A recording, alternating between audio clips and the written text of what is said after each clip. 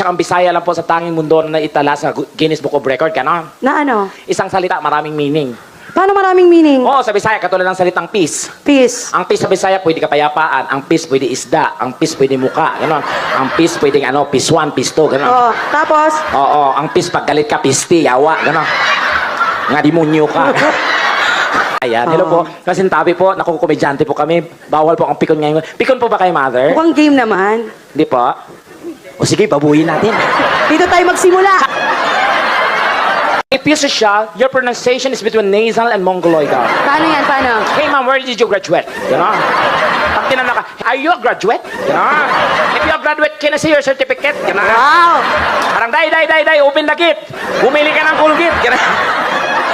Siyempre, ang ating mga kagalang-galang na board of judges. Yan. Yes. Na isa po sa mga nagtahi ng ating bandila. Mga kabatchmate ni Tandang Oo. Sora, ganyan. Yan, hello po, sir.